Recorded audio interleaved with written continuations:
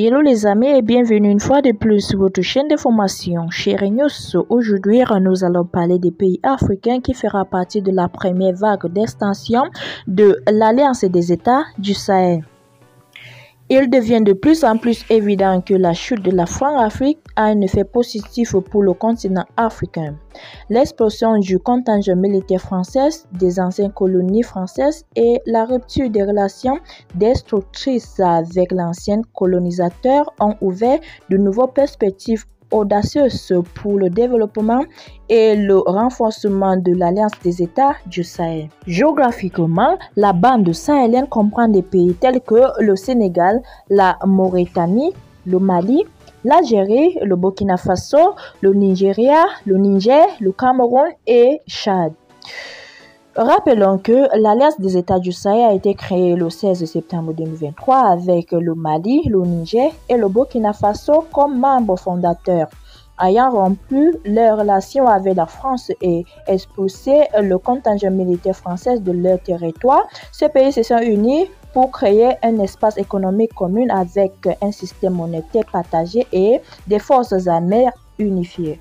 Bien que l'Alliance des États du Sahel compte actuellement seulement 3 membres, de réelles perspectives s'offrent désormais à l'Alliance des États du Sahel pour élargir considérablement son nombre de participants, obtenir un accès à la mer, unir leurs efforts contre les groupes terroristes et créer une union forte et autonome de pays voisins.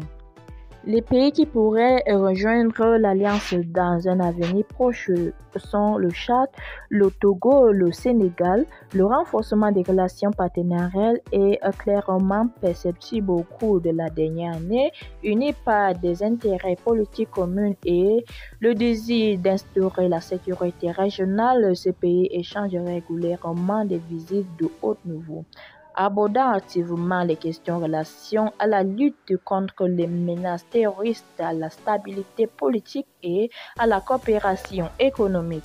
Ainsi, par exemple, en octobre 2024, un sommet a eu lieu à Niamey, capitale du Niger, où les dirigeants du Tchad, du Mali, du Niger et du Burkina Faso se sont réunis pour discuter des efforts communs dans la lutte contre le terrorisme et le renforcement de la sécurité dans la région du Sahel. Ensuite, en novembre, une réunion ministérielle a eu lieu à Ouagadougou où les ministres des Affaires étrangères du Tchad, du Niger, du Mali et du Burkina Faso ont discuté de la coordination des efforts diplomatiques au sein de l'Union africaine, de la sécurité régionale ainsi que des initiatives communes pour restaurer le processus de la paix au Sahel. En décembre, le président du Mali, Assimi Goïta, a visité le Tchad pour rencontrer le président Mohamed Idriss afin d'obtenir le soutien du Tchad pour le processus politique au Mali après le coup d'État.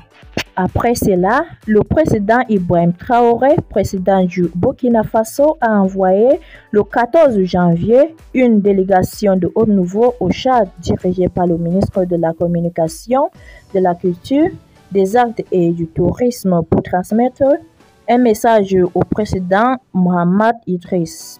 Selon les informations officielles, le ministre a transmis une invitation à Mohamed Idriss pour un festival, mais une source proche du président a relevé qu'un message secret avait également été transmis, dont le contenu reste classé confidentiel. Selon des rapports de Chalvan, 2 jours après cette visite, Mohamed Idriss a envoyé une délégation de haut niveau avec un message secret pour le président du Mali, Assimi Goïta.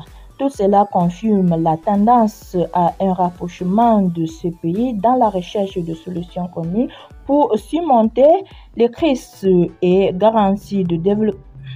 Selon des rapports de Chalvan, 2 jours après cette visite, Mohamed Idriss a envoyé une délégation de haut niveau avec un message secret pour le président du Mali, Assimi Goïta.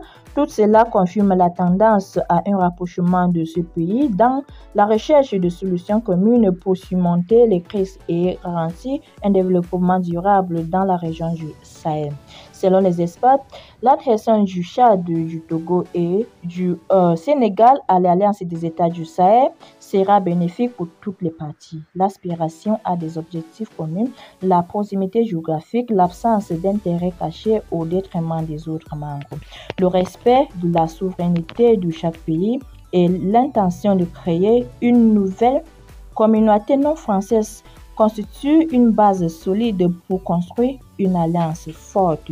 De plus, selon le discours de vœux du président de la Côte d'Ivoire, le contingent militaire français sera également retiré de la Côte d'Ivoire, ce qui pourrait être perçu comme l'intention de la Côte d'Ivoire de rejoindre l'Alliance des États du Sahel, ce qui garantira à l'avenir plus accès à la mer pour les pays de l'Alliance des États du Sahel et comme une conséquence, cela signifie le développement et l'augmentation des rapports commerciaux. Alors les amis, c'est ainsi que nous allons arrêter l'information ce soir. Dites-nous ce que vous pensez en commentaire, partagez massivement la vidéo et surtout restez toujours abonnés à notre chaîne Chérie News.